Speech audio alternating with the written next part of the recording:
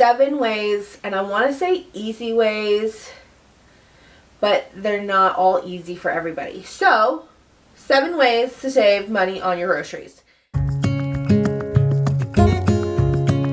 So let me share with you my 7 ways to save on your next grocery trip. Guys, so we are lounging. We are just chilling right now. My husband is outside building the trampoline, or putting it together. It's from our old house, and the kids haven't had it in like 2.5 years, something like that. So they're super excited, and they're out there getting that together, which gives me some quiet time, and I have just been relaxing. My first and my biggest one will always be meal plan, budget, meal plan. And I know I feel like I'm beating a dead horse, and I'm super sorry for that. Like, and I'm sure you hear this from everybody, but I'm telling you, meal planning really helps figure out. Meal planning really helps you focus and buy what's necessary, what's needed, what's on sale, that kind of stuff. And that really helps with your grocery budget, because you're not just going into the store and like buying things of like what sounds good, maybe having holes that you're not thinking about, you know, an ingredient that you're forgetting or something. And like you're able to plan and prep, basically. So you're setting yourself up for success, because you're not just going in buying whatever, or pre-made meals, or eating out, that type of stuff. You're able to really buy what is necessary, what's needed. And because I have a video, I'm going to link down below in the description, about how to create your meal plan and just like things to go on there. And one of the tips that I say is that you can check your sales ads, which also will save you money. So my number one way, and the way that I tell everybody, start here if you really need to, you know, save money on your groceries, is create a budget. Know how much you have to spend on groceries, like what your ideal amount is, and create a meal plan, first and foremost. And then second, again, this, you know, I know that it's not ideal for everybody to buy in bulk, but number 2 is buy in bulk, and you can always break it down. Now, like I said, it's not ideal for everybody because maybe you don't have the space or the budget to spend extra money then, but I will tell you, over the long run, buying more up front, you're going to save, because then it costs less per pound, per ounce, per item, per can, per whatever, however that thing is measured. Like if you buy a 1 pound bag of rice, let's say, it's going to be, let's say, $1.50 for that 1 pound. Now, I haven't looked at prices in a while, so this is totally just faction, like this is just made up fictional prices right now, but I'm just trying to paint the picture, okay? So let's say you go to the store, you buy a pound of rice, and it's $1.50. Now, if you were to buy a 5 pound bag of rice, when you look at per pound or per ounce on the tag, and most stores, and I'm going to do this, I'm going to do a grocery store like comparison, like prices between like 2 grocery stores, like in the next couple days. And I'll show you in that video what I'm talking about. So if you're not subscribed, subscribe and hit that bell so you're notified when I release videos, so you'll see this pop up so you know what I'm talking about, okay? So let's say you go into the store and you buy a bag of rice, it's a pound of rice, and it's $1, okay? I don't think it's this much. I think it's probably less. These are completely these are completely fictional prices. I'm just making this up just to paint you the picture. Again, I'm in the process of making this video of comparing 2 stores and their prices and stuff like that. So that way I can give that information to you guys, and make sure that you're subscribed. If you're not subscribed, make sure you are subscribed and hit that bell so you're notified when I release the video, because you're going to want to see it. But basically, so let's say you are going to go buy some rice. A pound of rice is $1. On that tag, you'll see like price per pound, $1. And then you go look at the 5 pound bag of rice, and it says $4 for that 5-pound bag of rice. Initially you're like, okay, $1, $4, like I'm just going to buy the $1 bag. But in all actuality, you're paying more per pound for that one bag of rice than you would if you bought the 5-pound bag of rice, because it's only 80 cents for the 5-pound bag of rice per pound, right? Or if you buy the 5-pound bag of rice for $4, you're actually only paying 80 cents per pound. I think my math is right. I maybe should have written this out. I'm sorry if it's wrong. Let me know if it's wrong in the comments. But so you see what I'm saying? Like, even so, buying in bulk really does save you money over time. You just might have to buy a little bit, you might just have to pay a little bit more upfront for it to pay off in the long run. But if you are eating rice a lot, and right now with the prices the way they are, rice is one of those things, those staples I highly recommend you have on hand, because it's a really cheap way, even with these prices, to bulk up some meals. It's a good staple to have. But, over time, like if you have to buy a few pounds of rice a week or, whatever, like you're going to end up paying more. So definitely buy in bulk if you can. It's worth it. But again, I know that not everybody has like the size and the space or the budget to do that.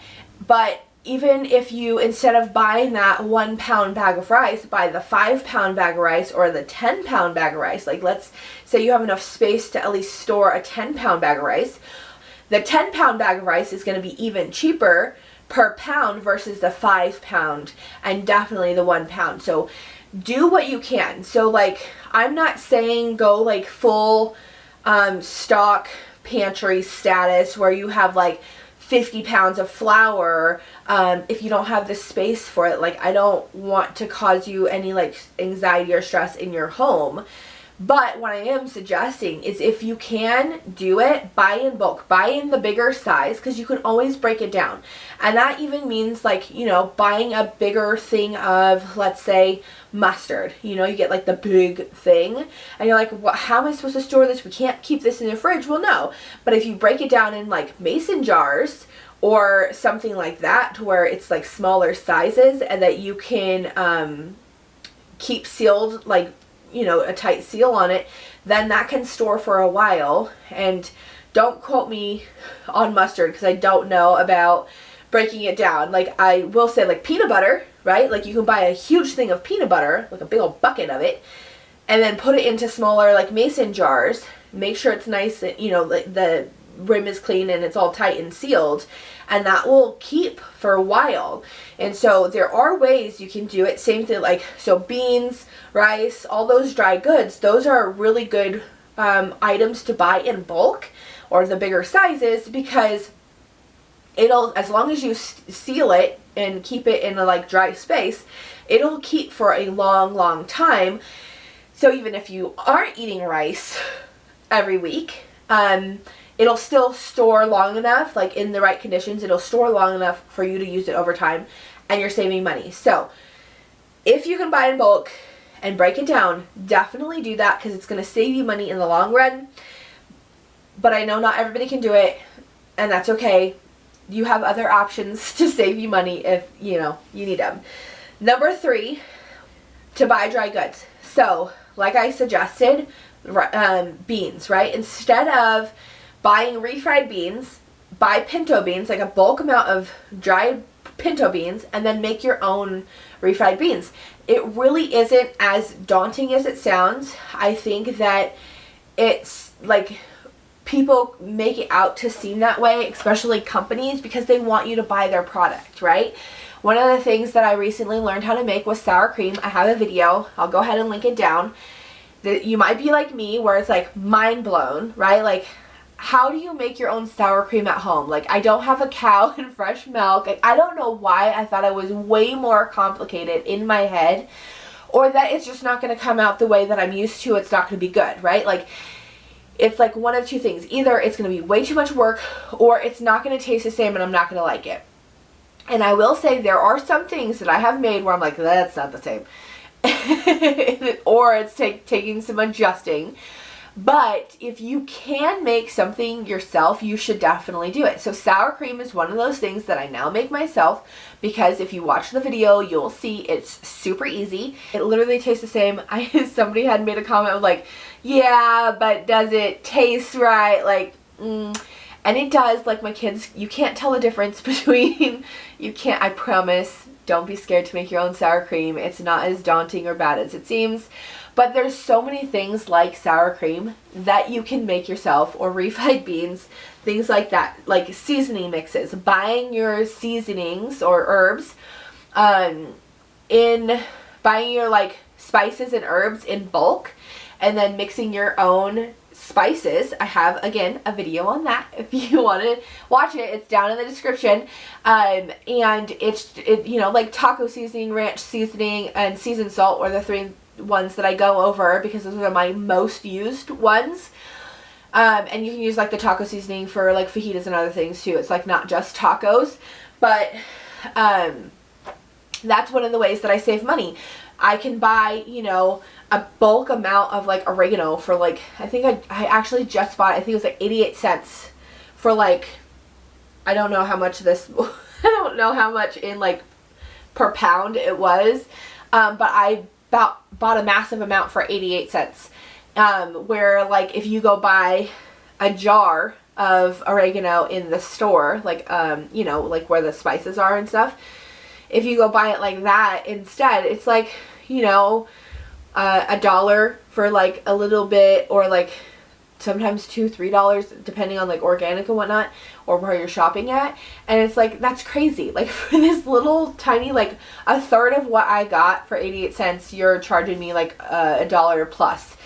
And then if you go buy like the seasoning mixes, like per packet, like just for one single use, you're getting, you're having to pay like $1.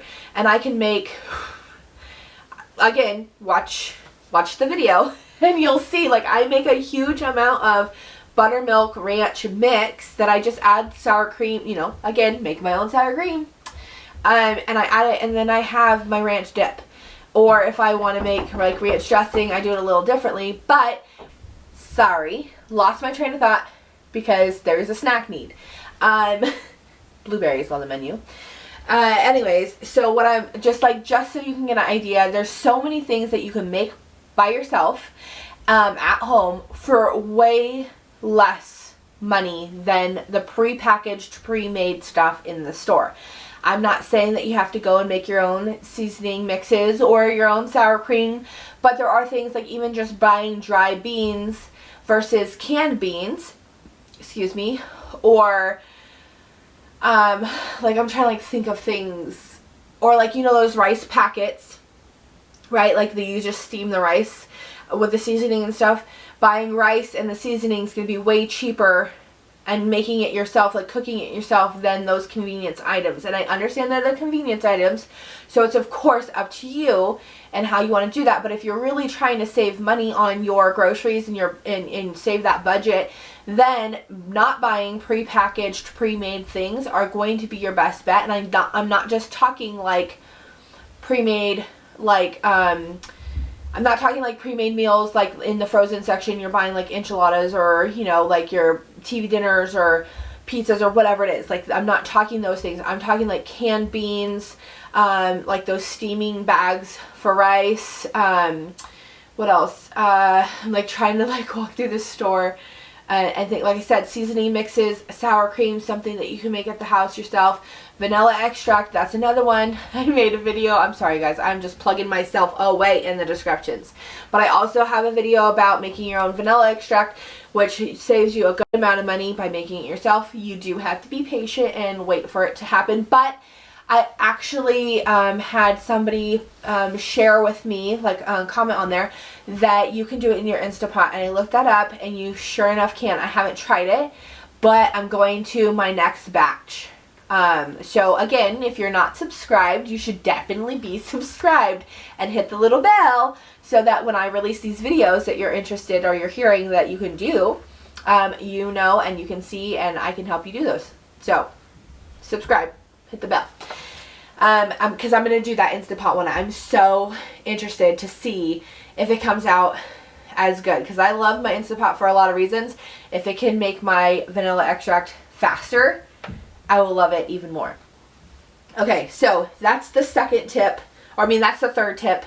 You want to, if you can make it yourself, make it yourself. Even if it takes a little bit of time or creativity, it will save you money, and if that's the goal, then that's the goal. Okay, then okay, so that was kind of like I blended the two together. So I blended number 3 and 4 together of like buy dry goods and make it yourself. So you got like a 2-for-1 explanation there, and I don't have to talk about it separately. So that was 3 and 4, and then 5.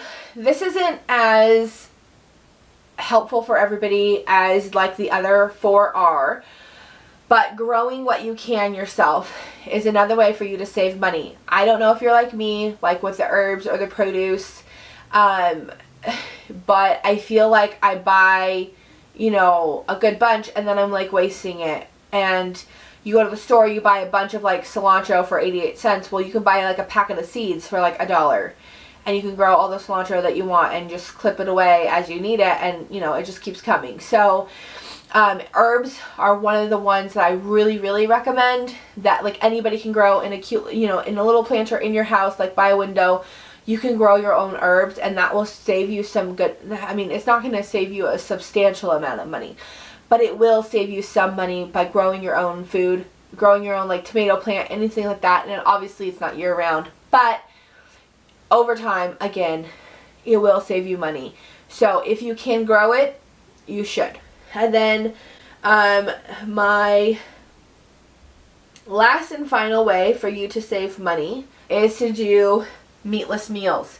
Now, this is everybody's like least favorite way to save money on their budget or their groceries, and I totally get it.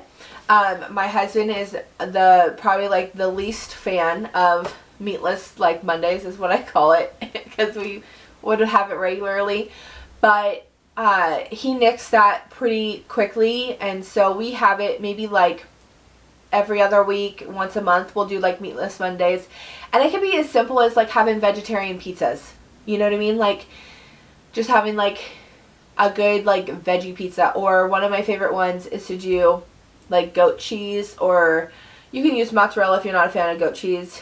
And then I think I've shared this in one of my Costco videos, but use the naan bread, like that flat like pita bread, and you put like goat cheese and like you could do like pears or peaches or nectarines.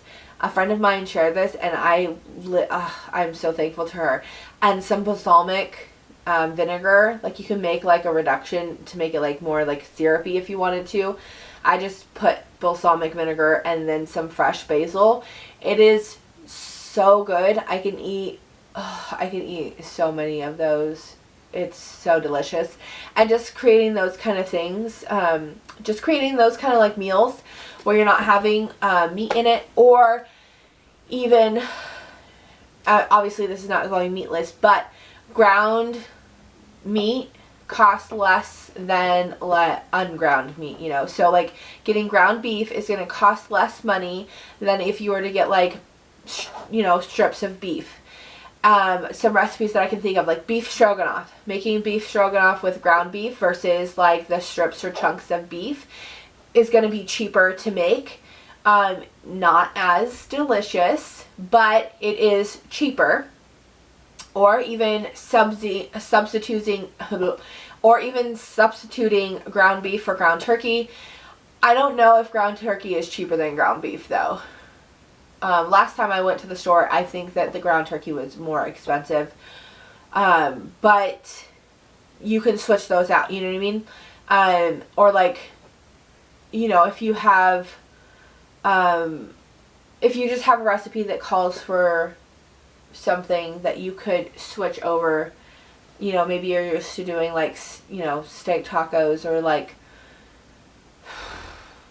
adobada or something. That's gonna be more expensive than if you bought like ground pork. to do it. And again, not as delicious, but it is a way for you to save some money. Again, just some like other like little tips, bonus tips and tricks of trying to be budget conscious or save money on groceries is think about meals that you can bulk up using like cheaper, more inexpensive foods like potatoes, rice, beans. Those can bulk up, like beef up the recipe without you having to use so much. So where you have like all the toppings and you can just pick whatever. Our family does this for like Fun Fridays sometimes, where the kids will just like get to pick their own toppings on their baked potato, and like that's literally the meal. So that's something that you can do. Something else like my mom used to do growing up would do like ground beef and like gravy and maybe like some corn or peas or something like that in it over rice. You could do like a smothered chicken, smothered pork chop, something, you know, of that nature, and put it over mashed potatoes. So you have like mashed potatoes be like the bulk of the meal, and then the meat and some like gravy and stuff, and then just have like a salad or a veggie on the side. Like that's another way to, that's another idea that you can use to bulk it up. Chili is a really great meal to make, like, and you can switch it up all kinds of sorts of ways. There's all kinds of different beans that you can use. Our family, like, I love like a regular chili, like ground beef, some kidney beans, maybe some black beans, some corn, some diced tomatoes. Like, I love a good solid, you know, traditional chili.